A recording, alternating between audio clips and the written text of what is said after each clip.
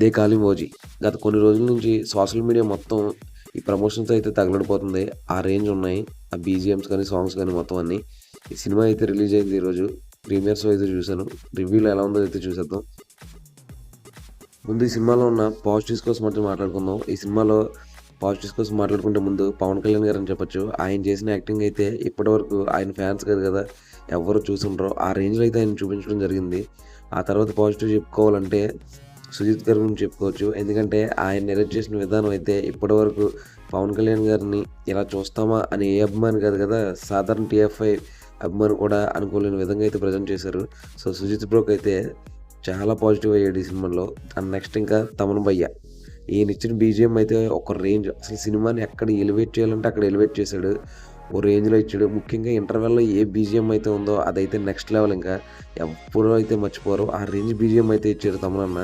ఇలా ముగ్గురు మనం ఒక పోస్టర్ అయితే చూసాం సినిమాలో, 1 డ్రాగన్ 3 హెడ్స్ అని చెప్పేసి. సో దానికి పర్ఫెక్ట్ నిర్వచనం అని చెప్పుకోవచ్చు. ఇలా ముగ్గురు అయితే సినిమాని నిలబెట్టేశారు.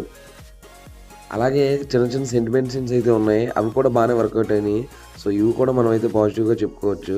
అండ్ నెక్స్ట్ నెగిటివ్స్ కోసం మాట్లాడుకుంటే ఈ సినిమాలో అక్కడక్కడ సెకండ్ హాఫ్లో అయితే కొంచెం ఫ్లాస్ ఉన్నాయి, అప్ అండ్ డౌన్స్ లాగా. అదే ఈ సినిమాలో ఏదైనా మనకు నెగిటివ్ అనిపిస్తుందంటే అది తప్ప నాకైతే పెద్ద నెగిటివ్స్ అయితే ఏం కనిపించలేదు. సినిమా మాత్రం నెక్స్ట్ లెవెల్లో ఉంది. ఫ్యాన్స్కి అయితే పీక్స్ పండగలా అనిపిస్తుంది. 12 సంవత్సరాలకు ఒకసారి ఈయన విధ్వంసం సృష్టిస్తాడు. సో మళ్ళీ 12 సంవత్సరాల తర్వాత ఈ సినిమా ద్వారా అయితే సృష్టించాడని చెప్పుకోవచ్చు. ఈ సినిమాలో మనకి స్పాయిలర్ అయితే ఉంది, చెప్పేసానని అయితే అనుకోకండి. ఎందుకంటే సుజిత్ భయ్య ఆల్రెడీ తీసిన గత చిత్రం ఏదైతే ఉందో సాహో, దానికి సంబంధించిన ఒక ఇంటర్లింక్ అయితే ఉంది ఈ సినిమాలో. అది చూసిన తర్వాత మేము అయితే చాలా షాక్ అయ్యాము.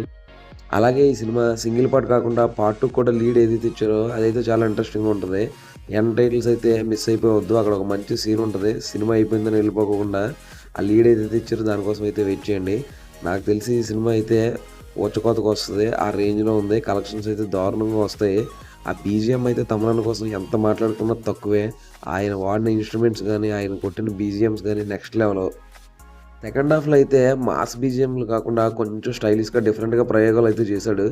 అందువల్ల నీకు కొంచెం అటు ఇటుగా అనిపించవచ్చు. లేదంటే ఓ రేంజ్లో ఫస్ట్ హాఫ్లో వాడిన బీజిఎం సెకండ్ హాఫ్లో కూడా పెట్టున్నాడు నెక్స్ట్ లెవెల్ ఉన్నాడు. ముఖ్యంగా ఆ ఓమి క్యారెక్టర్ ఏదైతే ఉందో ఇమ్రాన్ హష్మి, అది వచ్చినప్పుడు వచ్చే బీజిఎం అయితే చాలా చాలా బాగుంటుంది. ఓజీకి వచ్చినప్పుడు ఎంత మంచి ఫీల్ కలిగిందో ఆ రేంజ్లో అయితే ఇంప్రెస్ చేస్తుంది ఆ మ్యూజిక్. ఇక పర్ఫార్మెన్స్ కోసం మాట్లాడుకుంటే మన కళ్యాణ్ బాబు అయితే నెక్స్ట్ లెవెల్లో ఆయన అయితే పర్ఫామ్ చేశారు. ఈయనైతే ఎప్పుడు చూడలేదు ఇటువంటి గెటప్ కానీ, ఆ డ్రెస్సింగ్ కానీ అదైతే ఓ రేంజ్లో అనిపించింది. ఆ తర్వాత ఇమ్రాన్ హష్మి కూడా అంతే స్టైలిష్గా ఉన్నాడు. ఇంకా నిజం మాట్లాడుకోవాలంటే పవన్ కళ్యాణ్ గారిని బీట్ చేసే విధంగానే కనిపించాడు ఆ స్టైలిష్ లుక్లో అయితే. ఆ తర్వాత మనం మాట్లాడుకోవాల్సింది ప్రకాష్ రాజ్ గారు. ప్రకాష్ రాజ్ గారు కూడా ఎప్పుడు రెగ్యులర్గా ఆయన చేసినట్టే జీవించేశారు పాత్రలు అయితే. అలాగే శ్రీయారెడ్డి గారు కూడా చాలా ఇంపార్టెంట్ రోల్ అయితే చేశారు.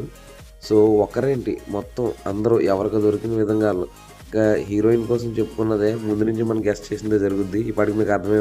సో కన్మణి పాత్రలో హీరోయిన్ ప్రియాంక మోహన్ కూడా బాగా నటించారు. సో ఓవరాల్గా అందరూ అయితే పీక్ పర్ఫార్మెన్స్ ఇచ్చారు.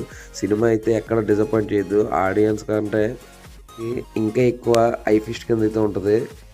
కొన్ని సీన్స్ అయితే మామూలుగా ఉండవు, మర్చిపోలేదు థియేటర్ బయటకు వచ్చిన తర్వాత కూడా. సో ఇలాంటి సినిమా థియేటర్లోనే చూడాలి.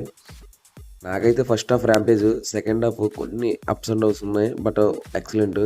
సో ఓవరాల్గా పవన్ కళ్యాణ్ గారిని ఇప్పటివరకు చూడని విధంగా చూపించారు సినిమాలో అయితే. సో ఓవరాల్గా అయితే సాటిస్ఫైడ్ ఫీలింగ్ అయితే అనిపిస్తుంది. మీరు కనుక ఈ సినిమా చూస్తే మీకు అనిపించిందో కామెంట్ అయితే చేసండి. అలాగే మన ఛానల్ని సబ్స్క్రైబ్ చేసుకోవడం అయితే మర్చిపోవద్దు. Thank you.